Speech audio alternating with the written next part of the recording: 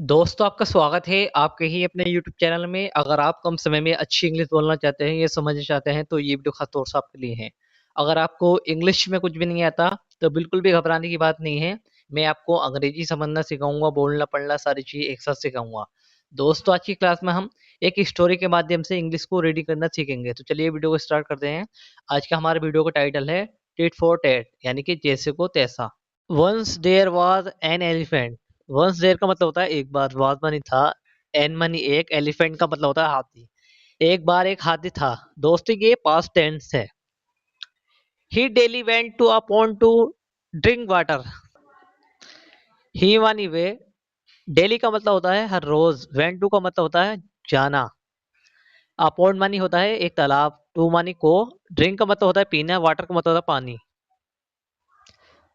वे हर रोज पानी पीने के लिए तालाब को जाया करता था। दोस्तों ये भी पास्ट इंडेफिनिट टेंस है जिसमें वर्ब की सेकंड फॉर्म का इस्तेमाल होता है।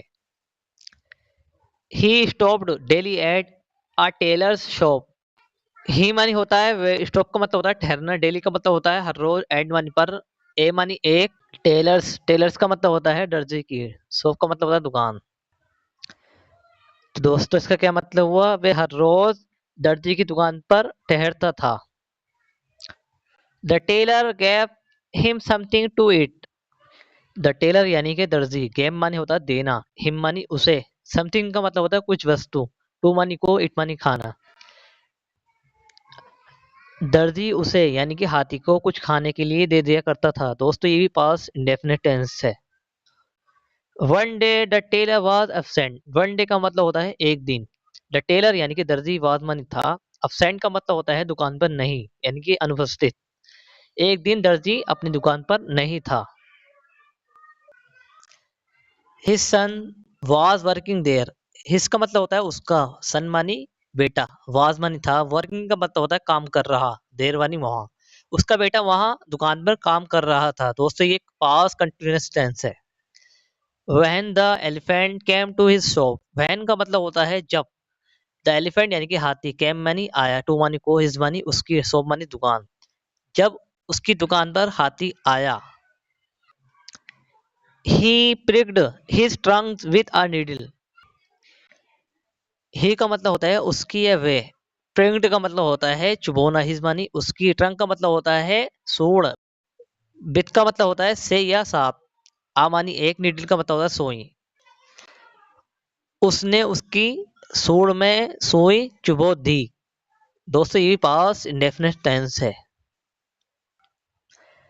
The elephant was very angry. The elephant का मतलब होता है हाथी, वाज मानी था, वेरी का मतलब होता है बहुत, एंग्री का मतलब होता है क्रोधित या गुस्सा। एलिफेंट बहुत ही गुस्से में था। कौन, हाथी बहुत ही गुस्से में था। He went to the pond and filled his trunk with dirty water.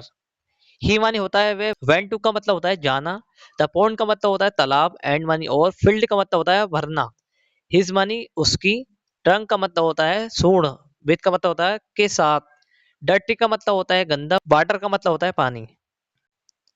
वे तालाब को गया और अपनी सूंड के साथ गंदा पानी भरकर लाया। When he came to back to the tailor shop। when का मतलब होता है जब, ही माने होता है वे, came का मतलब होता है आना, back to का मतलब होता है वापसी, the tailors का मतलब होता है दर्जी की, शॉप मानी दुकान, जब वे दर्जी की दुकान पर वापसी आया। he threw all the dirty water into the shop। ही का मतलब होता है उसने या वे, थ्रो का मतलब होता है फेंकना, ऑल मानी होता है सब, डर्टी वाटर यानी कि गंदा पानी, इनटू का मतलब होता है में, द शॉप यानी कि दुकान। उस हाथी ने उस सोप में सारा गंदा पानी फेंक दिया। ठस, ठस का मतलब होता है इस प्रकार या इसलिए। He spoiled all the clothes of the soap. He मानी उसने, स्पॉइल्ड का मतलब होता है बर्बाद करना या खराब करना, ऑल मानी होता है सब, द क्लॉथ्स यानी कि कपड़े, ऑफ मानी के, द सोप यानी दुकान। उसने यानी कि हाथी ने उस दुकान के सारे कपड़े खराब कर दिए या बर्बाद कर दिए। तो दोस्तों कैसी लगी वीडियो। तो दोस्तों इस कहानी से हमें क्या सीख मिलती है, अगर आप भलाई करोगे तो आपका भला होगा, अगर आप किसी की बुराई करोगे तो आपको बुरा होगा। तो दोस्तों मिलते हैं नेक्स्ट वीडियो में, नेक्स्ट मोटिवेशन वीडियो के साथ।